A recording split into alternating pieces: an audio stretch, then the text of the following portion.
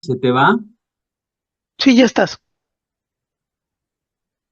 Y bueno, pues muchas gracias a todos por estar en esta sesión de sabadito, ya la penúltima, ya desde aquí, como diríamos, se vislumbra el final, ya estamos por tocar puerto, aunque como diría Cavafis, lo importante no es la llegada, sino el trayecto, que sea lento, pausado, que se disfrute cada parada que se haga en el viaje. Y esperemos que haya sido pues muy satisfactorio y tenemos todavía cuerda para rato, por supuesto. Esta sesión y la que viene. Así que bueno, pues estimado Mauricio, te doy la palabra en este sabadito. Empiezas tú, Vámonos entonces. Esta continúo vez, con... por hacerle un poco de justicia a las películas que hemos tenido abandonadas, porque los textos nos han ganado. No hemos podido platicar de las películas porque los textos tienen tanta carne y tanta cosa.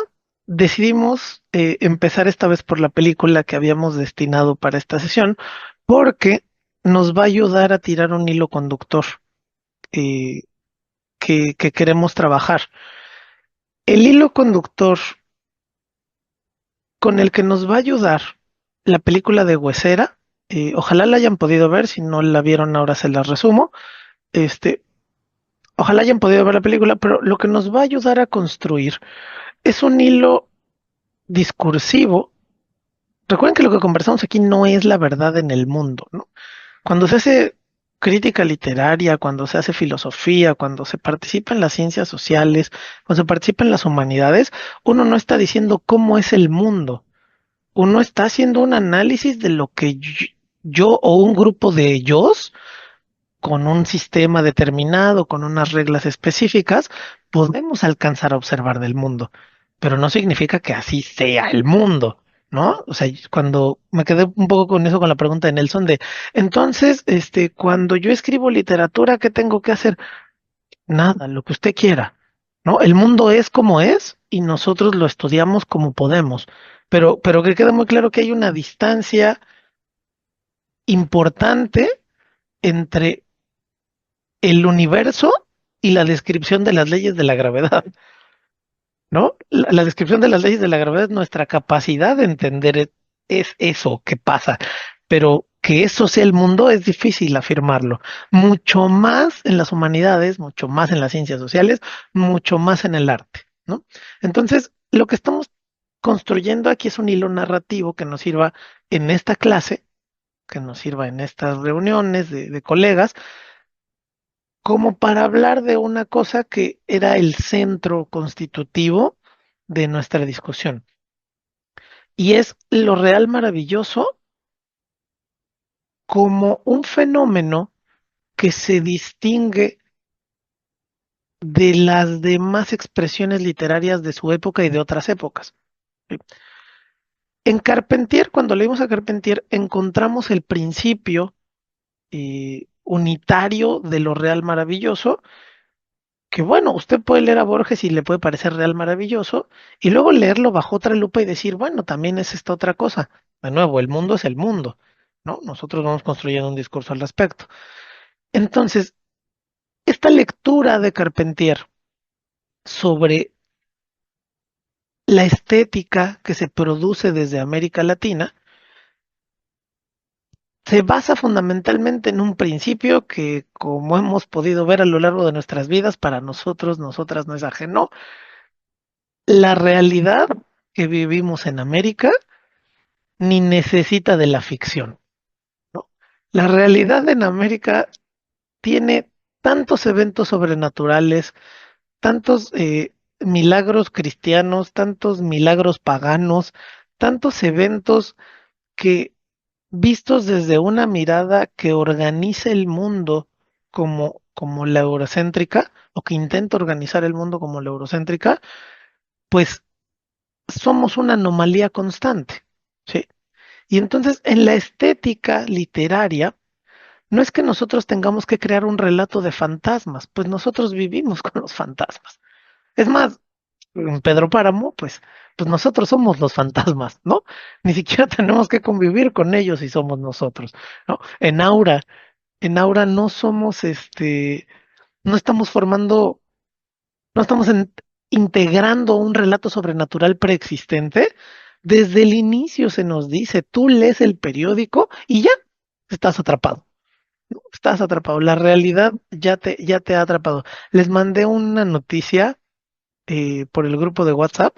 Acabamos de leer por la autopista del sur y no pasó ni 2 semanas y tenemos un bloqueo de 24 horas en la México Querétaro donde se empieza a formar sociedad, ¿no?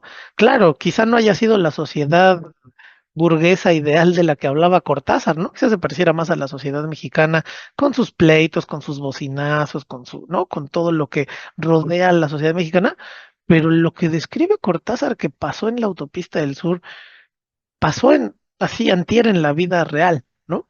Entonces, ese es el principio de Carpentier. Carpentier dice, lo real maravilloso en América, la estética de lo real maravilloso, es describir con el mayor realismo posible los eventos sobrenaturales de la América en la que ya vivimos. ¿Sí? ¿Notan la diferencia de lo fantástico, de lo extraño, de la literatura maravillosa? En la literatura maravillosa yo voy a crear un mundo fantástico con reglas sobrenaturales, el cual voy a describir con esas reglas y en ese mundo. ¿Sí? Y eso con la realidad extraverbal no tiene nada que ver. ¿Sí? El realismo trata de retratar la realidad tal cual es, el realismo francés, el realismo ruso, en sus intentos en el momento decimonónico que creían que se podía hacer con palabras o con la fotografía.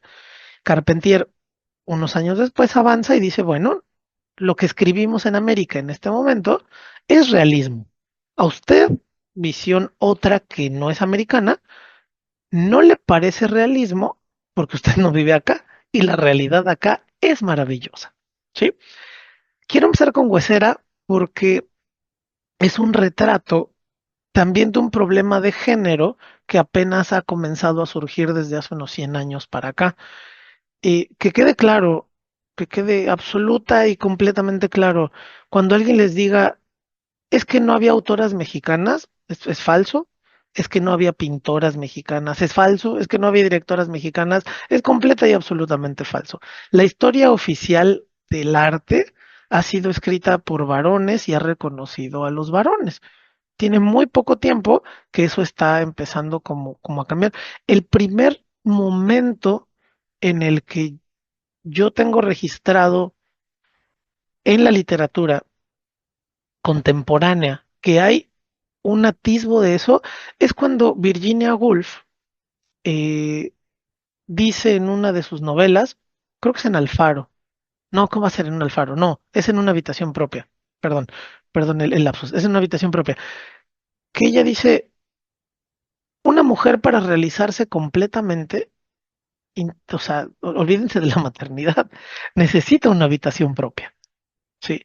¿Para qué necesita esa habitación propia?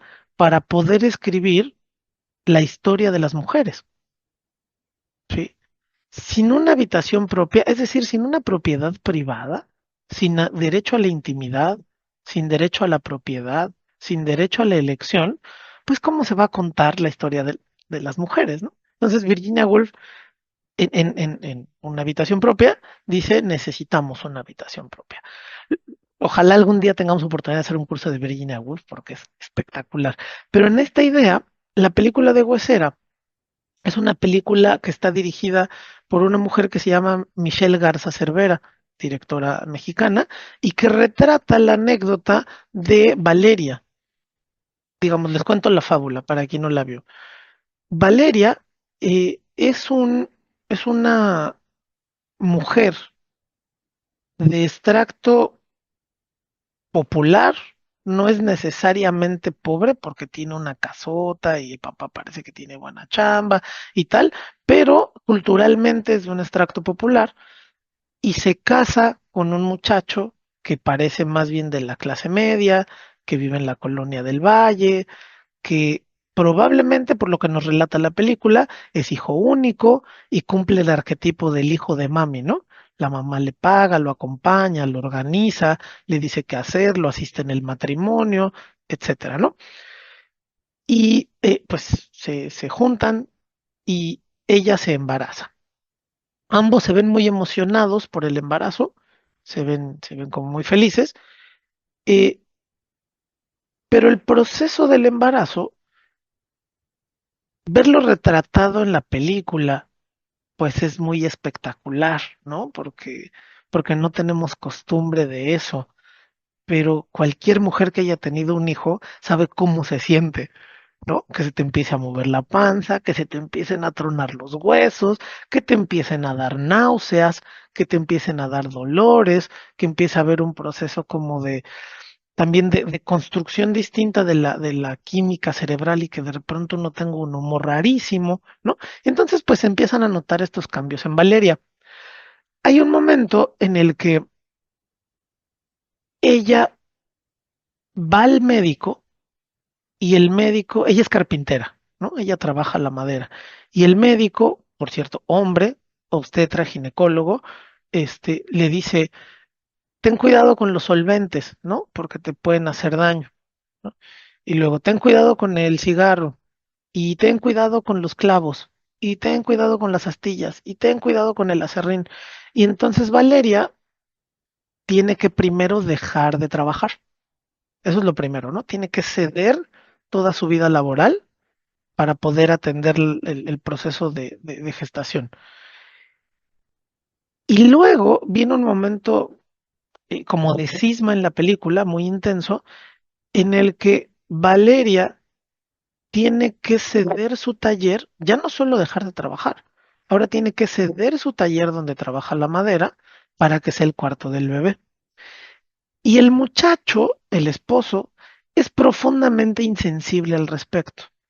No le da ninguna importancia. Pasa, ve que Valeria está haciendo el cuarto del bebé, obviamente ella sola, para demostrar, para un poco como para representar este No tardes, alejamiento, papi.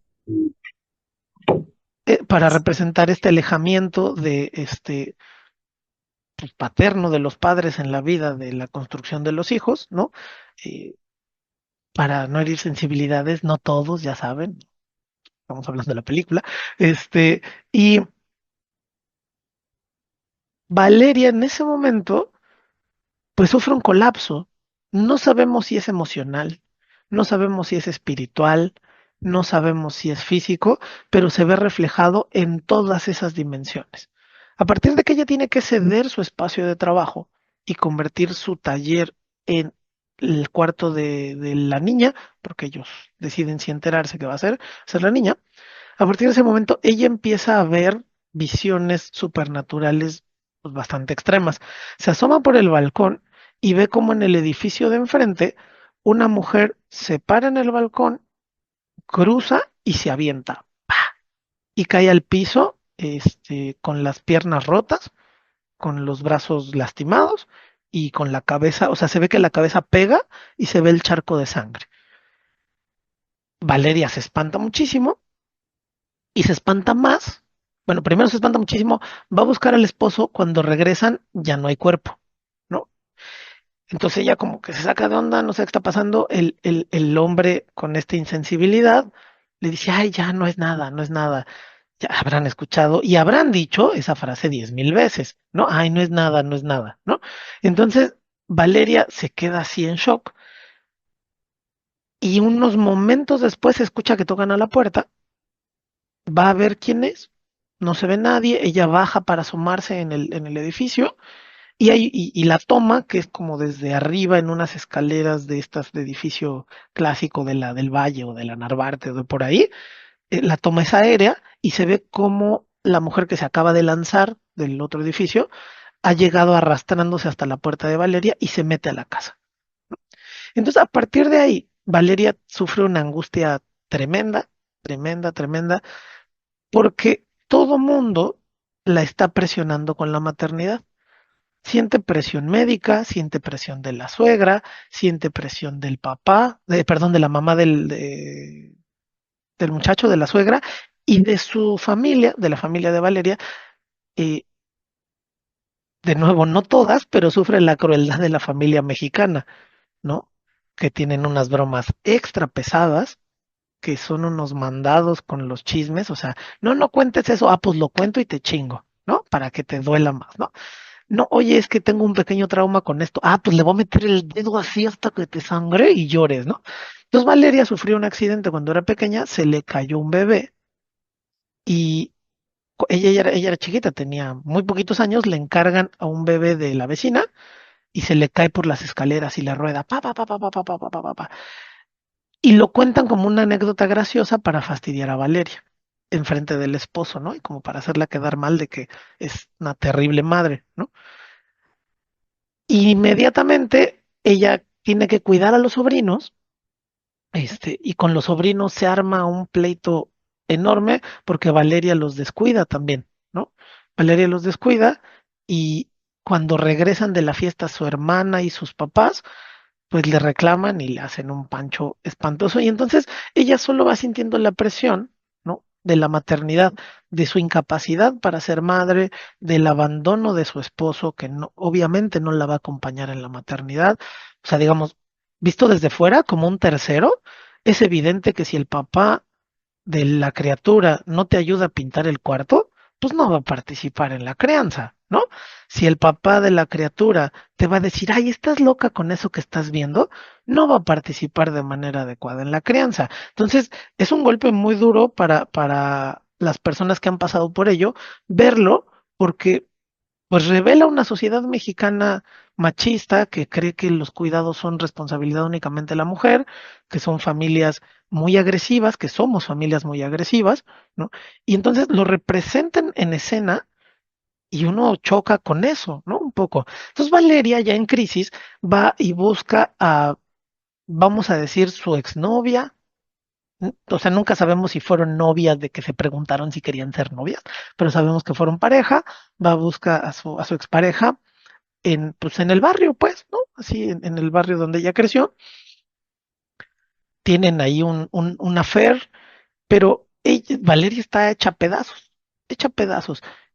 Y entonces busca ayuda. La única que le da una válvula de escape es la tía, hermana de la mamá. La tía le dice, yo sé por lo que estás pasando, está horrible, vente, te voy a ayudar. E ingresamos al mundo de resolver la vida en nuestra realidad maravillosa. La tía la lleva obviamente al mercado, obviamente con las comadres, con las hierberas, a que le hagan una limpia primero, ¿no? Y entonces le hacen una limpia, es lo primero que le hacen, una muchacha joven, y ya ven que rompen el huevo y luego hacen una interpretación ahí, quiromántica o tarótica de lo que sea que salga en el huevo, y la interpretación es que ahí hay una que es madre, pero que también es depredadora y se ve la telaraña en la clara del huevo. Y la pregunta es interesante porque a lo largo de la película uno no sabe si es la mamá de Valeria, si es la suegra, si es la hermana, si es la tía. Entonces ahí hay una pregunta interesante respecto a lo sobrenatural. Esta madre que también es depredadora, ¿quién de todas las que están alrededor es que le haya tirado la mala vibra a Valeria? ¿No? Porque obviamente le están haciendo la limpia. Bueno, está tranquilo unos meses, sigue gestando y el momento crítico es cuando ya está cerca de dar a luz, le empiezan a pasar cosas más intensas, ¿no? Eventos sobrenaturales más intensos, ella empieza su psique se empieza a fracturar de manera más intensa, le dan medicina del, del emporio médico para tranquilizar sus nervios, este, y ella como que no siente, no conecta, ¿no? Las cosas que le pasan son bastante terribles. Es daño físico a ella y peligro alrededor. Incendia la cuna o se incendia la cuna. No sabemos si la quema Valeria, si se quema por sí sola, ¿no? Entonces está en peligro de incendiarse el departamento. O sea, ya es una crisis terrible. Entonces la misma tía le dice, a ver, veamos. Y si esto no funcionó, hay cosas más serias, pero ten cuidado porque es muy peligroso. Entonces van con unas, vamos a decirle, hueseras, por hacerle honor a la película, van con gente que trabaja con el ocultismo y lo sobrenatural y le hacen un trabajo, ¿no? Un hechizo más fuerte en el que le ayudan a transportarse al mundo espiritual, ¿no? O al mundo de lo sobrenatural. Y antes de entrar a ese mundo de lo sobrenatural a través de una pileta de agua, la ahogan en una pileta de agua. eh, Ese es el tránsito, digamos, como si fuera a cruzar el espejo, pero con agua en una pileta de concreto muy a lo mexa, ¿no? Entonces, Antes de que cruce el umbral, le dan una manta, una mantita que ella misma tejió y le dicen, en ese mundo, esta es tu hija, pues cuídala. ¿Sí? Perfecto. Se mete y en el mundo espiritual se encuentra con otra Valeria, con un yo desdoblado de Valeria. Es una figura eh, muy ominosa, la de esta segunda Valeria. Es una figura muy obscura, es una figura que se mueve con estos movimientos de película gringa rara, ¿no? Así desde el exorcista que camina por el techo y así, que le hace mucho daño a Valeria, o sea, le da una paliza, ¿no? Le da una tunda. Eh, y digamos, está la lucha entre las dos Valerias. Y Valeria, la de nuestro mundo, digamos, la del mundo material. La escena, yo creo que cumbre de la película es muy sutil, es muy, muy, muy sutil, porque después de que le dan la paliza a Valeria, ella queda tirada en el piso y tiene la mantita, hagan de cuenta, aquí está la mano de Valeria y tiene la manta de la niña aquí, ¿sí? Y Valeria ya no hace ningún esfuerzo por alcanzar la manta, ¿sí? Solo tenía que estirarse un poquito y agarrar la manta, pero ella ya de dolor ya está full. de, de angustia ya está full, de miedo ya está full. Entonces ya no hace ningún intento por tomar la mantita. La toma la otra Valeria y se cubre con ella. Y entonces hay una escena donde esta otra Valeria del mundo espiritual parece una virgen, ¿no? Parece una virgen con la manta encima y luego se incendia en llamas, ¿no? Cae el cuerpo y queda hecho cenizas. Y Valeria sale del mundo espiritual. Esta escena es casi la escena final, pero es la que nos marca cómo se resuelve en el mundo real. Porque en el mundo real, la última escena es Valeria dándole un beso a su hija, el muchacho, el joven, enfadadísimo, ni la voltea a ver, no la puede ni voltear a ver, pero la hija ya nace, o sea, se ve el parto, se ve que la hija nace, y luego se ve que Valeria le está dando un beso a la niña, se está saliendo de la casa, cierra la puerta, agarra sus maletas y se va. La sutilidad de esta película está en cuando Valeria decide ya no tomar la manta en el mundo espiritual. Y cómo esto se refleja, porque cuando sale en la escena final, los últimos 20 segundos de la película, yo los vi 10 veces para estar seguro de lo que les estoy diciendo. Valeria tiene una cara de alivio. ¿Sí? Valeria está muy tranquila de liberarse de la presión social y de la presión vital que implica tener un hijo o una hija. ¿Sí? Esta película finalmente es la disputa de un montón de cosas. Nos presenta la disputa del mito de la mujer como madre, ¿no? Que solo puede ser mamá, ¿no?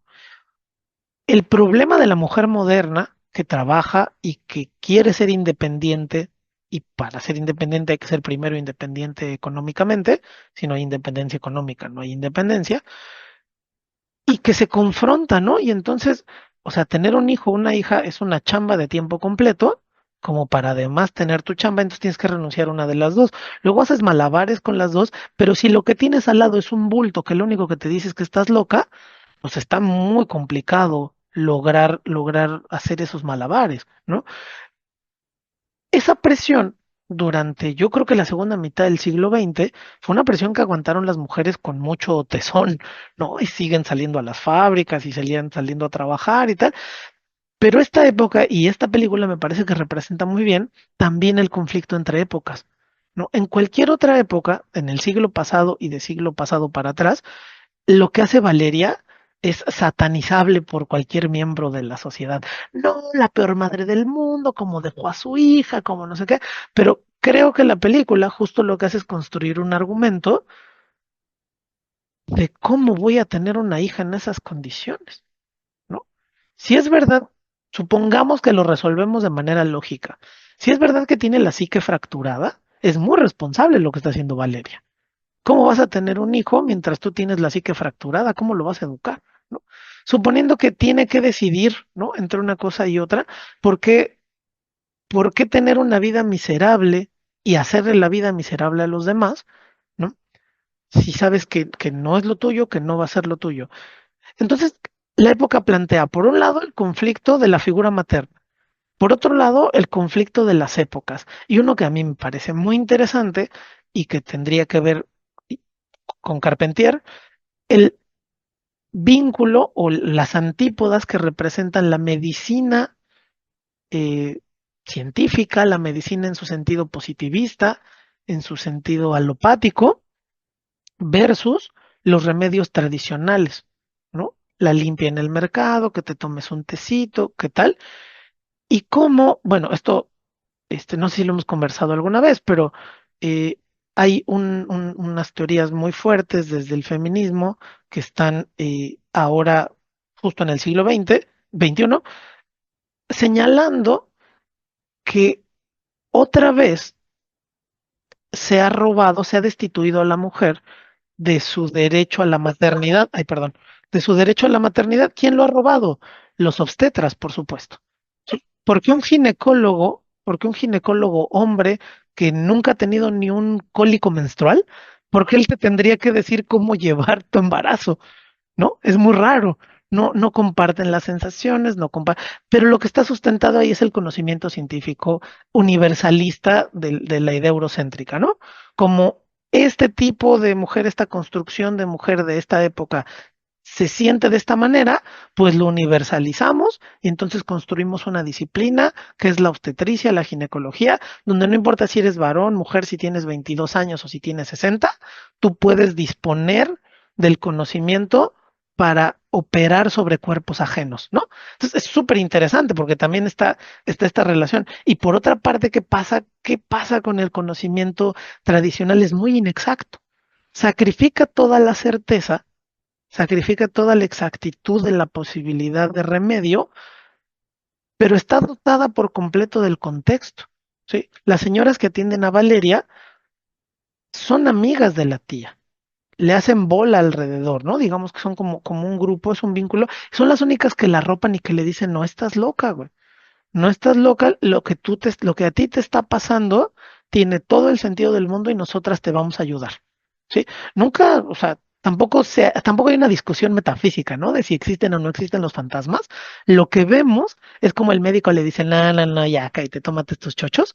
Y como en el mercado, las señoras le dicen, no, no, vente para acá, nosotras te arropamos. ¿Sí? La película es espeluznante respecto a los cambios físicos, porque se ve a Valeria cómo se va tronando los huesos y cómo se le va transformando el cuerpo y cómo ella se va destruyendo, ¿no? O sea, hay un proceso de destrucción de su cuerpo. El parto, pues es un proceso de destrucción del cuerpo femenino, ¿no? Para dar a luz. El tamaño del cervix, no sé, deben ser 5 milímetros a lo mucho y luego se abre hasta 10 centímetros para sacar un ser humano ahí, ¿no? O sea, digamos, es devastador. Bien, el aviso sobrenatural. Cuando llegamos al final de la película, me parece esto, solo es mi interpretación, lo otro es la narración de la fábula. Esto es solo mi interpretación. Me parece que Valeria ve su propio futuro en la mujer que se lanza del balcón. Su futuro dentro de la familia burguesa ideal, con el papá que va a trabajar y que no hace caso, que no atiende a la familia, con la suegra ricachona que la trae jodida todo el tiempo, con la familia propia que la molesta y que solo le dice lo terrible cuidadora que es, pues ella se ve a sí misma lanzándose del balcón en un futuro. Tiene como un recuerdo del futuro, ¿no? Como si fuera una visión de, chin, eso me va a pasar. Pero claro que ella no se da cuenta, los lectores no nos damos cuenta hasta que ocurre el final de la película. ¿Sí? Esto me parece súper interesante vincularlo, por ejemplo, con El laberinto del fauno. ¿Sí? El laberinto del fauno es una película que retrata las atrocidades de la Guerra Civil Española y cómo las vive una niña. ¿Sí? Y esta chiquita, lo que, lo que le ocurre es que entra al mundo de las historias que lee. ¿No? Entra al mundo donde hay faunos, donde hay hadas, donde hay laberintos, donde hay árboles mágicos, donde hay poderes sobrenaturales, y es una forma, esto es por interpretación, esto es una forma de lidiar con el mundo terrible que le espera. ¿Sí? No digo que sea lo mismo, no digo que sean sinónimos, digo que son estrategias semejantes, ¿no? En Huesera tenemos un mundo sobrenatural que comienza a dar vida cuando Valeria empieza a perder su ser, ¿no? Digamos, yo tengo una amiga que acaba de ser mamá hace poco y alguna vez le llamé y le dije, ¿qué onda? ¿Cómo estás? ¿Qué te pasó con esto? Con eso, con eso, bla, bla, bla? Y a mí jamás me importó preguntarle por su bebé porque pues a mí los bebés no me importan, ¿no? Y entonces ella al final de la llamada me dijo, oye, te quiero dar las gracias. Y le dije, ah, cabrón, ¿por qué? Y me dice, porque desde que soy mamá, lo único de lo que me preguntan es de mi bebé, ¿no? Y ya estoy harta de que me pregunten, porque desaparecí como persona y ahora para el mundo entero ya solo soy la mamá del bebé, ¿no? Oye, ¿y cómo van tus cólicos? Oye, ¿y cuántos biberones compraste? Oye, ¿y cuántos pañales has cambiado? Oye, ¿no estás muy estresada por el bebé? Y yo solo quiero hablar de trabajo y quiero hablar de libros y quiero hablar de películas, como he hablado antes y como he hablado toda mi vida, ¿no? Y hay un cambio, hay un despojo de la personalidad absoluto, ¿no? Para intercambiarle por el rol performativo de ser mamá, ¿sí?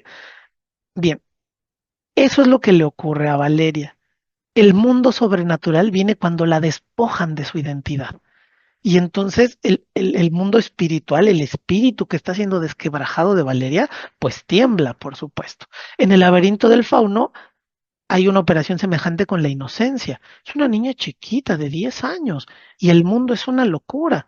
Ella ve cómo matan a la gente, cómo la fusilan, cómo le matan a las mascotas. El padrastro es un ser humano espantoso, espeluznante. Bueno, la representación de un ser humano espeluznante, porque pues, no es una persona, es un personaje, pero de esos hay un montón. Es un ser humano espeluznante y cuando ella muere, en el laberinto del fauno, cuando muere la chiquita, la escena final es ella en el piso con sangre en la cabeza por una bala. ¿Sí? Ella muere. Sin embargo, la escena continúa cuando ella baja por las escaleras y entonces el relato termina diciendo, y la princesa llegó a su reino.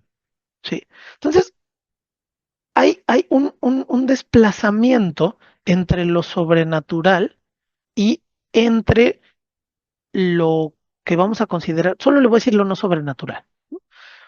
Para términos estéticos, para términos estrictamente estéticos, si ustedes observan este tipo de relatos bajo una mirada no americana, vamos a decir eurocéntrica porque es la antípoda de nuestro proyecto, pero podría ser una mirada también otra, ¿no? O sea, si lo vieran en otra geografía, podría ser lo mismo, con otro pensamiento sería lo mismo.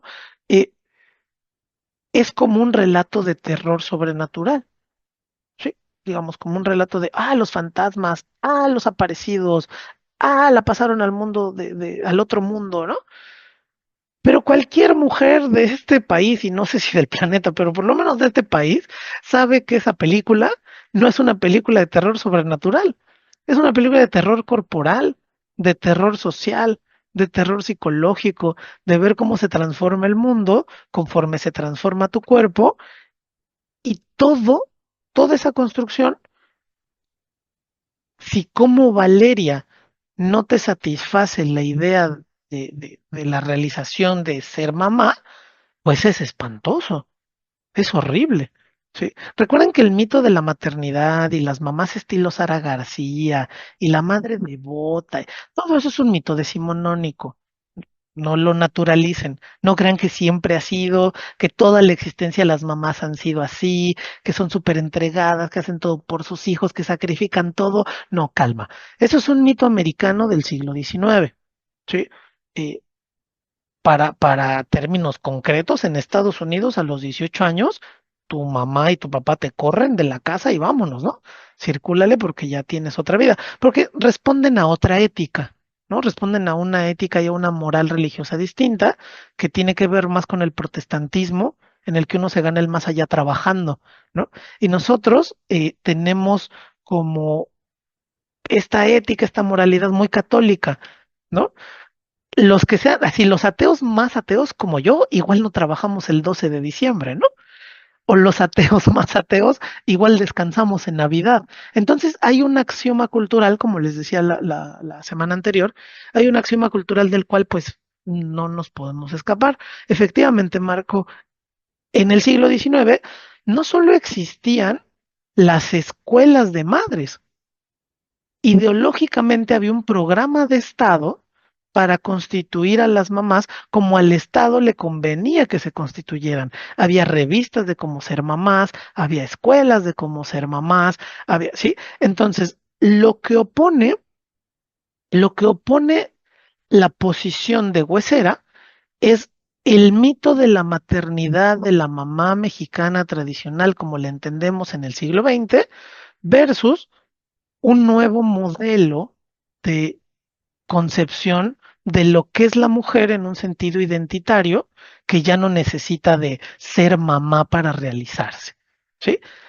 Este conjunto de mitos vamos viendo cómo a lo largo del siglo XX se repiten una y otra vez. Estoy de acuerdo con Arturo, ¿eh? Si en algún momento alguna mujer me quiere corregir o quiere dar su postura o quiere dar su punto de vista, por favor, más que bienvenida. Yo estoy dando una postura teórica de la cual, como acuso a mis congéneres, me acuso a mí mismo, yo no puedo saber nada más que la teoría, ¿no? Y lo que pueda yo experimentar con estos podridos ojos que un día serán carne de gusano, ¿no? Pero si alguien quiere relatar su experiencia, por favor, adelante. Em, el, Aquí hay un tema con estos mitos que se vuelven tabús en la sociedad mexicana y que para resolverlos a veces acudimos a lo sobrenatural. ¿Sí? Piensen en Macario. A mí me encanta Macario. El pobre Macario nomás quiere un pollo, ¿no? Solo quiere comerse un pavo él solito en Navidad. ¿Sí? Es lo único que él quiere. Comerse un pavo solito en Navidad, un pollito, ¿no? Y tiene ahí una relación que el diablo y que el infierno y que no sé qué, pero lo que está detrás es el tema tabú de la pobreza, ¿no? De la miseria, de las condiciones paupérrimas de vida de un conjunto de la sociedad, ¿sí? Y por último, para abrir boca a los textos y dejar pasar a mi amigo Víctor, en Tiene en la noche un árbol, vemos el mismo tratamiento. Sí, tenemos a Silvia, que es una mujer buena, hija de un hombre hacendado, viven como en una quinta, como en un rancho gigantesco, tienen servicio, eh, y el chiquito, el hijo de una de las mujeres de servicio, siempre está viendo que hay un hombre que viene a visitar a Silvia, ¿no? Y dice, y tiene sus ojos azufrosos, ¿no? Tiene azufre en la mirada, y viene a visitar a Silvia. Y Silvia fallece y el muchacho ve que ese hombre con mirada azufrosa ahora llora la muerte de Silvia. Pero toda la tesitura, la cubierta sobrenatural de este cuento, el personaje está descrito como si fuera el diablo. Sí, como si va vestido así, tiene la mirada azufrosa, no entra a la casa, observa ahí, o un diablo, ¿no? Algún diablo, el que sea. ¿Sí? El tema tabú que está detrás es, por supuesto, la muchacha soltera que se ve con el amigo con el que se da sus besotes. ¿Cómo va a ser eso posible? ¿No? Entonces, yo lo que les quería mostrar con esto, que va a detonar en Aura, ahora que hablemos ampliamente sobre Aura, yo lo que les quería demostrar es como para Carpentier, ustedes pueden notar que nuestra realidad constante y sonante de mitad del siglo XX, de tres cuartos del siglo XX, de final del siglo XX, de primer cuarto del siglo XXI, el axioma cultural mexicano de esta época, seguro en otras épocas será diferente, transforma los temas tabú y algunos temas tabú, y los intenta resolver con procedimientos sobrenaturales, ¿no? Entonces, es el diablo. Bueno, o era el amante, o qué tal que el diablo era el amante, ¿no? ¿Por qué no? O sea, cuál sería el impedimento? Entiende la noche un árbol al respecto. Eh, en Huesera, resulta que Valeria perdió a su hija en el mundo sobrenatural. Bueno, ¿qué tal que ella se dio? ¿Qué tal que ella la dejó ir? ¿No? Y en el mundo natural también lo deja ir, ¿sí? ¿Qué pasa? Que Macario a lo que se enfrenta es a la absoluta miseria y a robarse algo, ¿no? Se robó un pollo, ¿no? Y entonces lo que está ahí en tratamiento es el mundo de lo sobrenatural. Concluyo. La idea general es, lo que en otras latitudes o en lo que nuestra educación eurocentrada nos enseñaron, que eran los relatos de lo sobrenatural, Alejo Carpentier y lo que hemos leído hasta ahora podría ser una lupa para decir, bueno, es que eso en nuestra realidad no está tan alejado, ¿no? Nosotros convivimos ahí. Yo no sé si ustedes se han ido a hacer una limpia, si se han puesto una pulserita para el mal de ojo, si se han dado una funda con romero, ¿no? Si han prendido una vela de un color, o más sencillo, si en Año Nuevo se ponen calzones de un color, echan lentejas y se atragantan con las uvas para los buenos deseos. Bueno, estamos incorporados, nuestro axioma cultural está incorporado por completo dentro del mundo de lo sobrenatural en el mundo físico que habitamos. Amigo Víctor, por favor, todo tuyo. Muchas gracias, Mauricio. Pero antes de que yo haga una pequeña participación, no sé si haya alguien que quiera participar, alguien que quiera un poco dar su punto de vista. Hace rato vi la pantalla abierta de Lupita o de alguien más. Bueno, en lo que se animan, a mí me gustaría pensar un poco, o yo pienso un poco esto que Mauricio nos ha planteado. Ah, adelante, Wendy, por favor. No, si quieres, tú concluye y después con mucho gusto. Gracias, Wendy. Miren, Considero lo mismo. Está tan interesante el tema, pero creo que mejor será dejarlos primero a ustedes, porque la neta es una retroalimentación muy exquisita la que estamos teniendo y después todos nosotros. muy bien, Marco, te agradezco. Pues yo quiero pensar un poco esto que Mauricio nos está platicando. Bueno, desde mi punto de vista creo que es muy difícil quitarse estas mantas, estas perspectivas con las que uno ha crecido culturales y de pronto las miradas son forzosamente sesgadas, creo yo. Es decir, hacemos una aproximación, como decía Mauricio, pues una aproximación personal y en ese sentido, pues puede ser una aproximación sesgada. A mí me gusta pensar un poco más esta cuestión de los textos que tenemos enfrente, sí como una posibilidad de lectura de género, que me parece que está muy presente, pero a mí me gustaría regresar un poco el balón más bien hacia la última cancha que Mauricio planteó sobre cómo estamos leyendo estas cuestiones. Una anécdota muy rápida. Fíjense que yo soy profesor de preparatoria, durante muchos años he sido profesor de preparatoria, y a mí me intriga mucho preguntar siempre a los alumnos a qué le tienen miedo. Y entonces, parece ser que el miedo fundamental en esta época contemporánea con los jóvenes es quitarle su teléfono celular. Porque entonces ahí ya no hay forma de que ellos avancen para ningún lado en la vida, ¿no? Es decir, sin ese Tamagotchi moderno, como que es prácticamente impensable poder vivir, actuar, pensar, razonar, estarse un segundo sin moverse en un pupitre. Y cuando yo veo estos textos que tenemos aquí frente a nosotros, voy a tratar de recuperar rápidamente, por ejemplo, el texto del huésped de Amparo Dávila, el asunto de la culpa es de los azcatecas de Elena Garro, la cuestión de Huesera en el tema un poco de la maternidad, de la posesión supuesta, de las mujeres que hacen limpias y nos enfrentan un poco en lo cotidiano con este mundo paralelo de lo sobrenatural, como si viviéramos, como si el mercado Sonora fuera nuestro lugar férico, ¿no? Es decir, basta cruzar Fray Servando para entrar a un mundo maravilloso, al estilo de los cuentos artúricos, a los lais de María de Francia.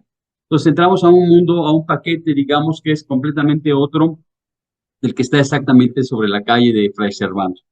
Un poco lo que me sucede con Aura. Les voy a decir un poco cómo me gusta pensar estos textos. Me hago la pregunta, ¿qué es lo monstruoso para nosotros? Es decir, ¿cómo vivimos lo monstruoso? ¿Cómo lo vemos? ¿Cómo se nos presenta lo monstruoso? Entonces, en estos últimos textos que tenemos aquí, digamos, sobre la mesa, hay un factor común en todos ellos. Hay una escritura que, como decía Mauricio al principio, hay una factura que tiene que ver con una pluma femenina. Y esa parte de presentar lo monstruoso, creo que sí, desde el punto de vista de lo real maravilloso, es una subversión de la realidad. Es decir, nos está presentando un escorzo distinto al que tradicionalmente hemos visto, sentido, olido, crecido, y que tiene que ver con una perspectiva muy particular desde una mirada femenina interesante.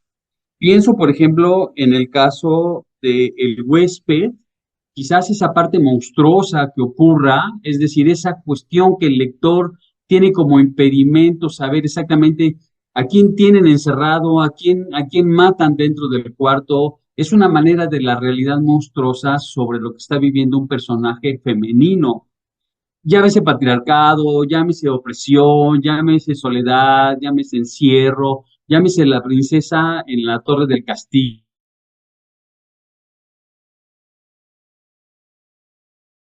Hay sociedades, no en la Ciudad de México, pero sí en otras partes del país donde es muy sorprendente cómo los guiones de vida de millones de mujeres se llevan al pie de la letra, ¿no? Como sin cuestionar. Eso a mí me produce un, una sorpresa enorme, ¿no? Eso es menos común en la Ciudad de México, sin embargo, sigue estando muy penalizado. Entonces yo creo que cuando esta idea de lo que realmente somos, que no es la parte física, y eso, bueno, pues es un entendimiento no occidental, por decirlo de alguna forma, es un entendimiento que tienen las comunidades originales americanas, desde las nativoamericanas en el norte, las mesoamericanas, también la tienen la cultura hindú, o sea, por ejemplo, cuando uno piensa en la Ayurveda está basada en que el espíritu de la persona es lo que está perturbado y eso se ve reflejado como un mal físico. Entonces, a mí me parece que el tema de las curanderas, el tema de los médicos, que atienden el problema del alma para resolver el problema en la experiencia vital superficial, por decirle de alguna forma, es algo que está muy presente en nuestra realidad y que yo sí estoy convencida que la mayoría de la gente, de una u otra forma en nuestros países, lo vive como algo muy normal, ¿no? O sea, no estamos peleados con esta idea de que estamos separados. O sea, de hecho, bueno, yo no conozco mucha gente que al menos no tenga una idea de que la conciencia va más allá de la parte física. Y eso me parece que está muy bien llevado en la parte de la huesera. Y en la parte de Aura, una cosa que a mí me pareció muy sorprendente cuando la Aura bonita está con este señor Felipe y le dice, me vas a amar cuando sea vieja y horrible, y luego despierta con esta mujer vieja y horrible, y de nuevo volvemos a estos valores de la sociedad donde las mujeres pierden valor, no solo cuando se vuelven madres, sino también cuando se vuelven viejas. Es decir, es atroz, o sea, la monstruosidad yo la percibo en la forma en la que la sociedad ha decidido qué hace que un ser humano femenino tenga valor. En el caso muy extraño del relato del árbol, bueno, pues que tenga un comportamiento social aceptable, que la maternidad tiene que darse bajo ciertas restricciones, con ciertas condiciones, que en el caso de la belleza uno no tenga que envejecer nunca. Es terrible, o sea, realmente es terrible porque no existe ningún ser humano que pueda cumplir con tantas restricciones, ¿no? Entonces, a mí me parece muy interesante que estas expresiones un poco griten esta tremenda injusticia, si me permiten decirlo así, ¿no? Pues no, no está bien, eso no se le pide a los otros seres humanos, ¿no? Entonces, a mí me gustaron mucho los tres, reconozco que el cuento me pareció muy extraño y que así como que de rápido, como que dices, bueno, pues como que no te queda claro bien qué onda, pero en Aura y en Huesera me parece que está muy claro como una posición sobre la forma en la que en lo que se sale del marco de cómo las mujeres deberían ser, es profundamente penalizado. Muchas gracias. Gracias, Wendy. Le damos la participación a Marco, Mauricio, y luego vamos nosotros si quieres. Muchas Adelante, Marco. gracias. Muchas gracias. Apoyo completamente a lo que dice Wendy. Y se tiene como una neuroprogramación o precognición de que esas son las cosas que son correctas y creo y considero, y es lo que me gusta de las nuevas generaciones y de nosotros mismos, que ya estamos cambiando el paradigma y viendo las cosas diferentes. Pero algo que sí no comparto es que, digo, pero sí lo entiendo, es la cuestión de género. Para mí, todo eso que está pasando es una irresponsabilidad afectiva y una irresponsabilidad social que tenemos y no podemos ser nada empáticos cuando el mundo de culturas, el mundo de arte, el mundo de expresión que existe es un grito a voces que dice, señores, creo que lo estamos haciendo mal en ese sentido. Aura, Huesera, el árbol, el huésped, todo es, y para mí se trata de, ojo, nunca vamos a entender ni las mujeres a los hombres, ni los hombres a las mujeres, nunca.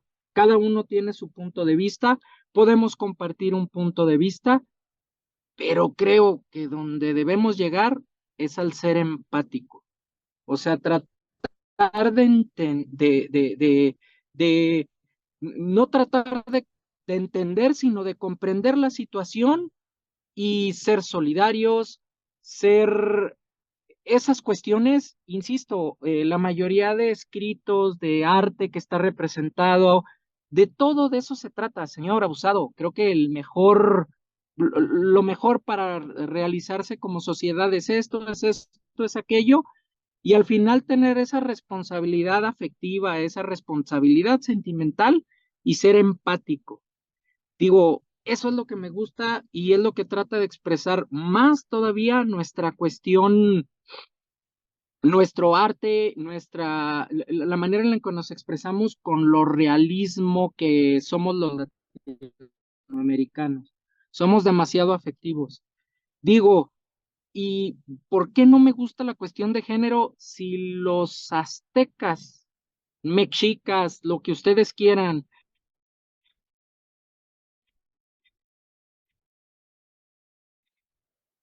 Creo que se cortó la comunicación con Marco. Hola, Marco, se cortó tu comunicación. tenían la concepción del Atlas Chinol que... Ah, perdón, ¿me escuchan? Sí, ya, Puta madre. ¿Ya? Ah, ya. perdón.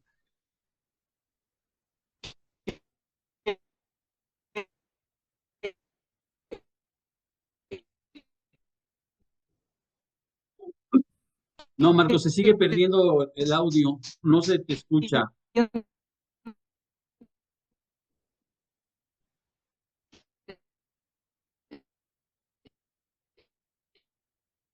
No, perdimos a Marco. Marco, ahorita retomamos tu conversación. Se perdió por completo. Sí, vamos a dejar que participe Mónica y Estaba, luego cuando estaba se mejore Lupita el también con la internet. mano arriba. Ah, ok, vale. Estaba Quien primera vaya primero. otra persona, Creo que ¿no? estaba Lupita, sí. Adelante, Lupita. Gracias, buenos días.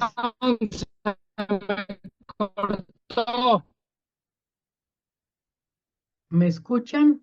Yo Sí, oigo te escuchamos, Lupita. bien. Bueno, varias cosas. Yo vi Huesera varias veces desde hace un tiempo, desde muy diversas perspectivas. En primer lugar, entiendo que es una coproducción entre México y no sé qué otro país sudamericano, no lo recuerdo. No sé si es Ecuador o Perú o alguna cosa por el estilo. Entonces, Bien. en el momento en que se hace esta coproducción, tiene una mezcla de conceptos de cada una de estas visiones populares que se mezclan sin tener una claridad. Esa es una cuestión del guión y una cuestión cinematográfica que no tiene que ver Sí. necesariamente con la obra. Yo no estoy totalmente de acuerdo con la posición de que sea una mujer casi que muriéndose de angustia por ser madre. Esa es una cuestión que considero yo secundaria en este punto. Creo que hay muchísimo más factores socioeconómicos, particularmente sociales, que están interviniendo en esta postura, en esta definición de personaje. El personaje como tal, estoy hablando cinematográficamente, el personaje no está con una definición tan absoluta que nos permita seguirlo. Empieza con una representación de una virgen monumental de la Virgen de Guadalupe, que no sé en dónde esté, y entonces con una peregrinación y una serie de cosas, y después se mezcla una cuestión oscura. Más al final viene, observe con mucho cuidado, unas mujeres que están haciendo limpias, curaciones o como lo que sea, y la tía le dice, vamos a hacer esto, es extremo, pero tiene un costo. Ya le avisó. Tomar una decisión va a tener un costo tan alto que no va a poder, que tendrá que definir. Y le muestra una cicatriz, creo que en el cuello o algo por el estilo. Y ella aún así dice, acepto. Lo que está pasando ahí es que en su momento renuncia a su hija. Hay una serie de visiones que yo quitaría definitivamente porque no abonan a la producción cinematográfica, sino le entorpecen. Un ballet de personas desnudas en Chapultepec que no tiene nada que ver con el asunto, solamente es como resaltar aquellas partes no mencionadas u oscuras de esta persona, que no vienen al caso, estorban mucho para la dinámica del relato. En fin, ese es mi punto de vista con Huesera. Tengo mis reservas, no es algo que crea exactamente de esa forma, que sea a propósito de género. Creo que es una cuestión social, más social y económica que una cuestión de género. Pero eso lo dejamos a un lado. Por otra parte, quiero mencionar que decían que Carlos Fuentes es la visión masculina de, eh, eh, que es la visión masculina, una visión masculina con respecto a Aura. Nada más que les recuerdo, que seguramente ya lo saben, eh, Henry James escribió una, una historia que se llama Los papeles de Aspen. Es una historia de principios del siglo pasado, en donde habla exactamente de una persona, una mujer, que estaba casada con Aspern, por eso se llaman los papeles de Aspern, un hombre que se apellida Aspern, y entonces tiene unos papeles que atribuye la autoría a Lord Byron, y entonces ella cree que son valiosísimos, etcétera, y es muy similar, bueno, no quiero decir similar, simplemente el escenario es el mismo, es una isla, no quiere vender, y cuando llega es una mujer madura, grande, etcétera. Es exactamente la historia de Aura. Es una mujer mayor, tiene una sobrina que la cuida, es una sobrina guapa, es una sobrina que hace el papel de cuidadora y que ahí está la presencia y que llegan a tener esta relación. Cuando se muere Aspen, con el que habían tratado inicialmente, la dueña es la viuda. Entonces el hombre que llega a comprarlo, en este caso, no es Montero, pero en el caso de Aura viene siendo Montero. Entonces le pide al quedarse como dueña, eh, es que no recuerdo el nombre, pero no se llama, pero viene siendo la viuda ¿cómo se llamaba? Recuérdenme. Bueno, no importa. Este, Lorente, La Llorente, vida de, ajá, Llorente. de ahora, Consuelo Llorente. Consuelo Llorente, viuda del francés, etcétera, ¿no? Bueno, el caso es que acá ese es un detalle de Fuentes, pero al quedar ella como viuda, queda propietaria y entonces empieza a coquetear con ella, porque de esa manera él se va a hacer el dueño. pero ya está la presencia de la sobrina. O sea, la trama es muy similar, no quiere decir que sea una copia, simplemente pudiéramos hablar de una inspiración, no más, pero es muy similar en el asunto es tal. Entonces, fue escrita muchísimo tiempo antes y Carlos Fuentes hace una adaptación a su época y a su momento, la ubica en Donceles, en la calle de Donceles y todo lo que ya sabemos, ¿no? Hasta ahí vamos bien. Tiene algunas partes muy de Fuentes, muy como esa cosa de los gatos y cosas fantasiosas que no tienen nada que ver con el asunto, pero es para darle como saborcito, ¿no? Pero el punto de vista, creo yo, de el hombre que escribe, o sea, la pluma que cuenta la historia, que dibuja la historia, no necesariamente está casada con el género. Yo recordaría, yo recordaría a, mm, está en Climas, es una pequeña novelita que se llama Climas y que es de un holandés, perdón, un suizo que se llama, se me escapó el nombre ahorita, que es, ay, ahorita lo localizo por aquí, pero se llama Climas y es un varón y está hablando de la historia de un matrimonio en donde es una mujer la que es la narradora. Está narrando la historia de un individuo que está casado con una mujer que no lo quiere, que no la, que lo trae loco. Y entonces, y es muy celosa. No, no, ella no es muy celosa, ella es muy banal. Y lo mortifica mucho, etcétera. Entonces, es la narradora es una amiga que está enamorada de este varón en conflicto, ¿no? Es la pareja de la otra que es muy banal. Este, y ella, y ella está buscando justamente, está criticándola de todo lo que hace y de todo lo que hizo y quién sabe qué.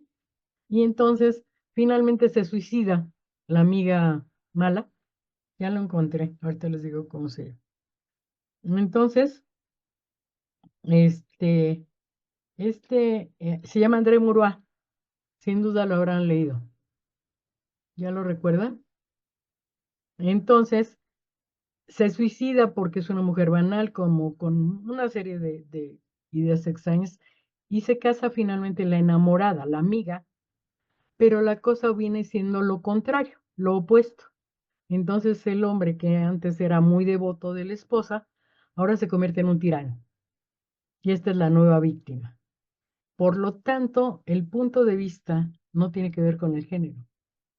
La manera en que está escrita, la manera en que está André Murak, es que su apellido era Herzog porque era suizo, pero su nombre literario es André Maurois.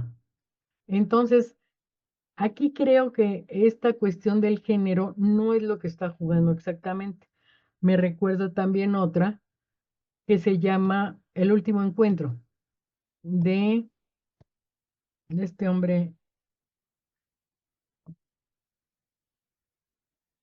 hombre que se llama, es que es muy nuevo y es húngaro, creo. Se llama El último encuentro, que resulta sumamente interesante justamente porque es aquella situación, Sandor Maray, que yo creo que lo conoce. Sandor Maray, y en el último encuentro habla del último encuentro de dos amigos que hablan con respecto a la posición de una mujer, y en otra parte de la novela habla el punto de vista de la mujer con respecto a los dos pretendientes. Entonces, justamente este juego de roles con respecto a cómo se cuenta, no necesariamente marca una cuestión de género. Creo que eso es un poco riesgoso amarrarlo en ese sentido, me lo parecería, ¿no? Entonces, Huesero le tengo, no fue precisamente lo que más me gustó, me pareció como con unas pretensiones estéticas que distraen más que abonan a la historia. No, eso creo que no es lo más interesante. La idea quizá me parece que es mucho más, me gusta más la versión de Macario con respecto a la presencia de estos seres extraordinarios o fantásticos que intervienen en una narración, pero también les recuerdo que Macario está basado en una leyenda nórdica medieval de la Alta Edad Media. Entonces, en donde habla justamente de esto, de las virtudes y de no habla como, creo que Mauricio fue el que lo mencionó, no es una apología de la muerte, sino es el recordar aquel punto cuando se hablaba del comedor de pecados, que era una práctica medieval que un hombre rico contrataba a un hombre miserable, le pagaba una cantidad que él determinaba. Generalmente ese hombre llevaba esa cantidad a su familia para que sobrevivieran y este hombre comía hasta que moría de una indigestión. Y entonces lo que hacía era comer los pecados del señor rico. Este es el juego, ese es el juego que se repite en Macario.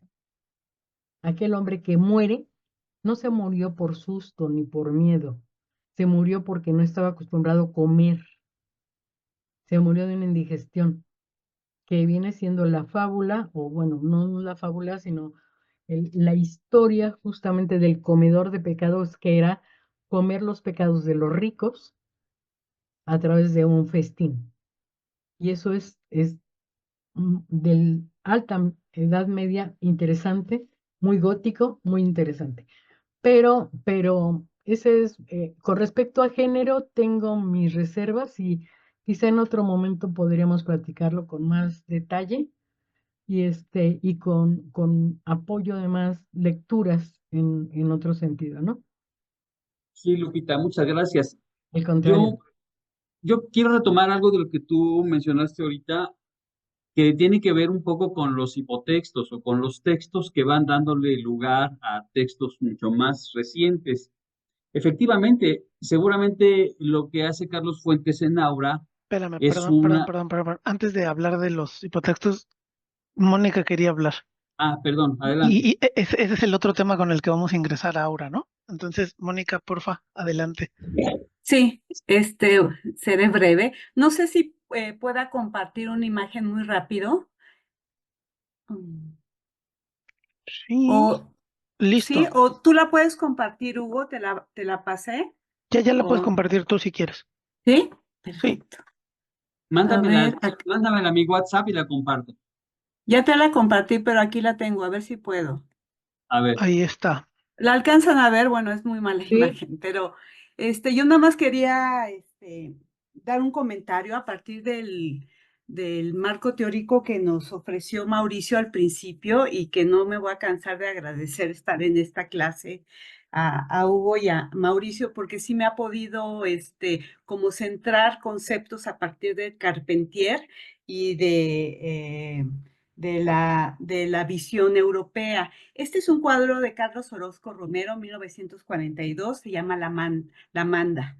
Y obviamente uno, pues con todo el relato tan pormenorizado que nos hizo Mauricio, pues sí puedo enlazar algunas de las cuestiones sobre lo que es maravilloso y lo que les parece a otros maravilloso y lo que para nosotros puede ser algo cotidiano, ¿no? Entonces, esta obra, como así la ven ustedes, siempre está en los catálogos de surrealismo, ¿no? Cuando uno podría darle como la respuesta de no, sí ocurre cruzando la bonita imagen que pone Hugo de cruzando Fray Servando está esto. Entonces, bueno, era mi comentario porque me viene a la mente una serie de imágenes que alimentan los catálogos surrealistas de México. No digo ni siquiera que los hagan los europeos, si nosotros mismos creemos o hacemos este cajón de poner estas obras que son, como lo dice Mauricio, pues parte de nuestra realidad, y que esta mujer que miren, trae todos los elementos de una banda, trae como en un como si fuera escapulario cristiano, trae un opal, ¿no? Y lo que eso significa en el sacrificio que podemos ver el 12 de diciembre a la gente hincada, haciendo la peregrinación, ¿no?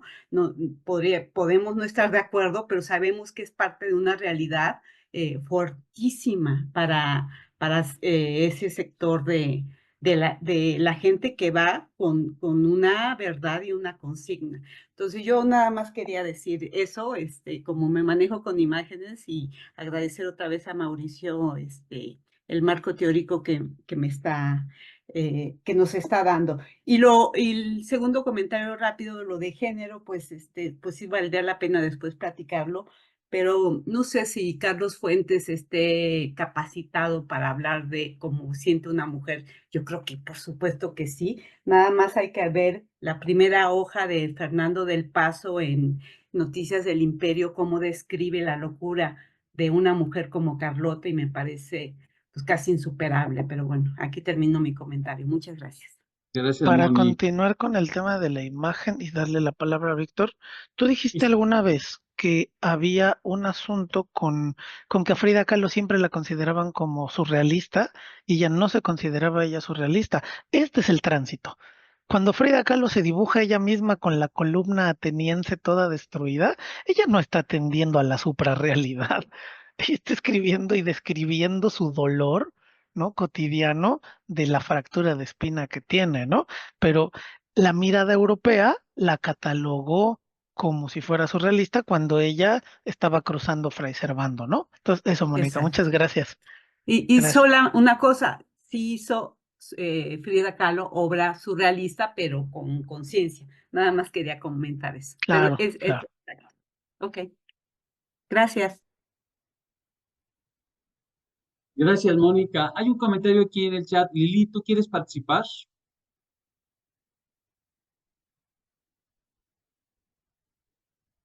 Perdón, pero no puedo. Ah, que anda afónica. Bueno, dice la riqueza, yo lo voy a leer, dice la riqueza de la identidad personal está en la convivencia social respetuosa. Lo importante es no depositar la responsabilidad de construir nuestra identidad en los otros, porque son elecciones personales y es nuestra decisión elegir que estamos dispuestos a compartir con otros. Si vivo en desierto y quiero tener viñedos, costará más trabajo, pero se logra. Si los modelos sociales son machistas o feministas, también representará retos como los enfrentó en su tiempo Sor Juana Inés de la Cruz. Llevando esto a los textos, con su narrativa permiten que el lector, desde su identidad y creatividad, la interprete. Pero considerando el hilo conductor del curso, en todo se incluyen temas y aspectos de lo sobrenatural propios de nuestra cultura.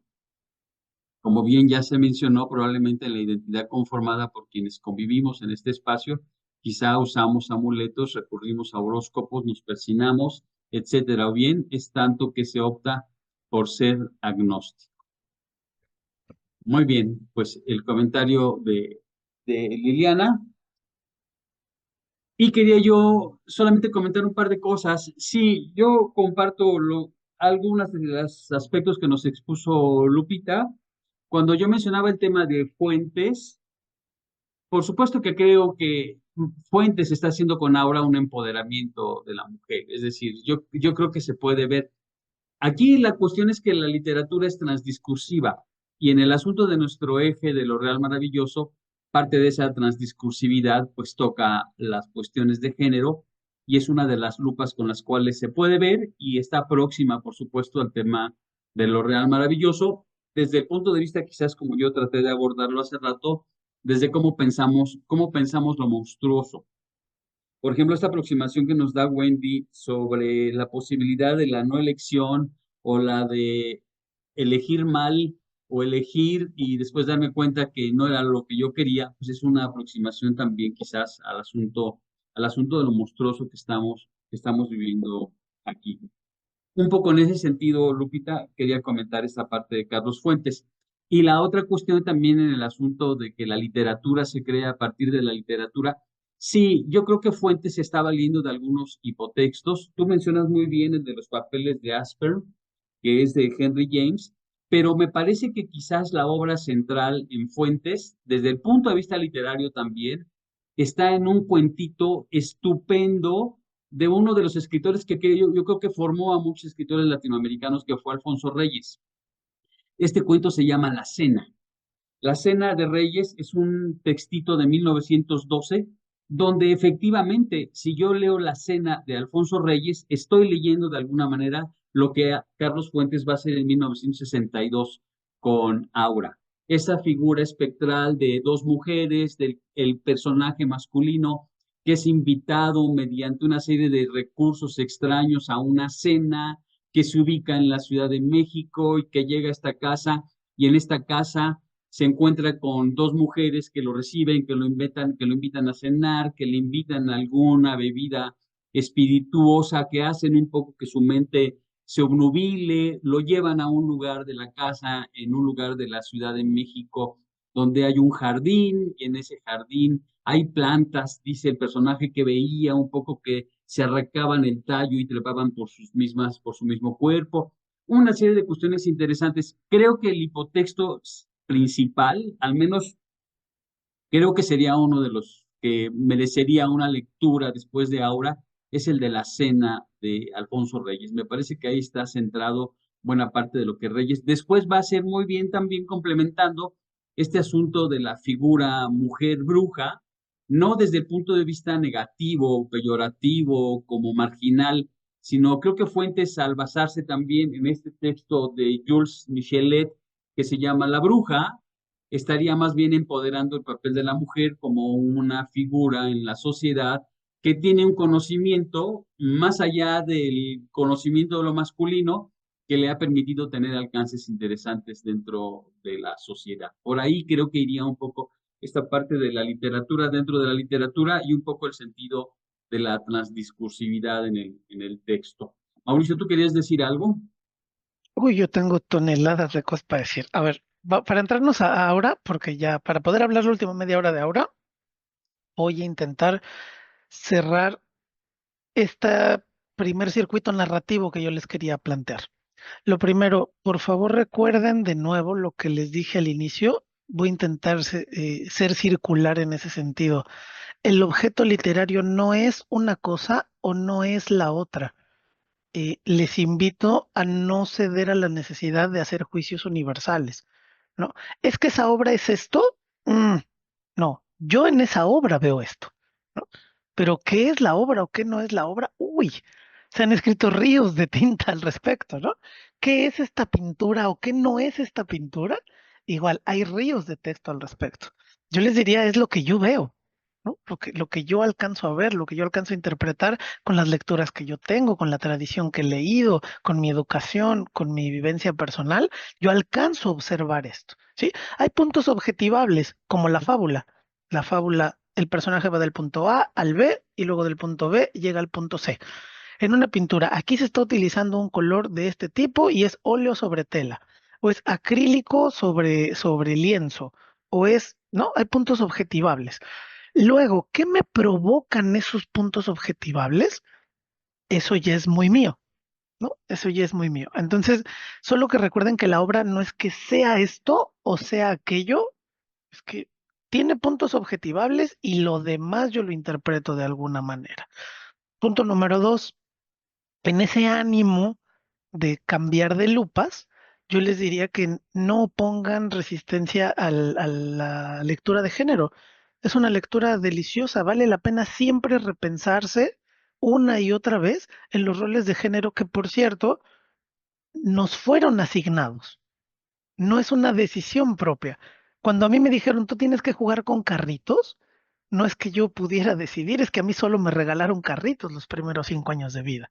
Entonces yo estoy metido en un entramado cultural en el que ya me predispusieron a tener un comportamiento X o un comportamiento Y. Luego, repensar esos comportamientos siempre vale la pena, ya sea con el pretexto de una obra de teatro, de una obra literaria, de una obra cinematográfica. Es una invitación. Obviamente a quien no le apetece no lo hace y estamos todos bien, porque como yo les he dicho aquí, lo importante no es tener el mismo pensamiento, ni siquiera me interesa que estemos de acuerdo, ¿no? Me interesa que comprendamos que somos un mosaico muy complejo de vivencias y que a partir de eso cada quien puede tomar lo que le sirve de lo que conversamos acá. Y esto sí me interesa siempre que doy un curso, que rompan la realidad en la que viven y la puedan volver a construir. Eso es muy importante para mí.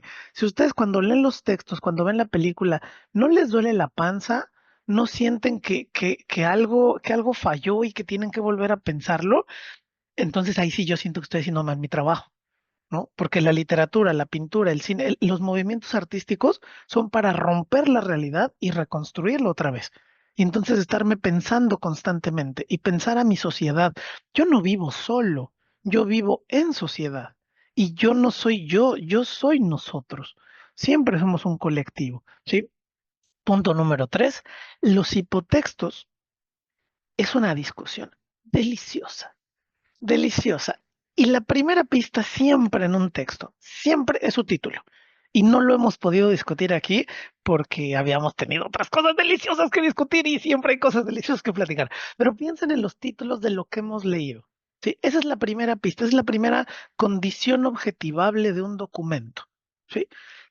La culpa es de los tlaxcaltecas. ¡Buah! ¿La culpa de qué? ¿Quiénes eran los tlaxcaltecas?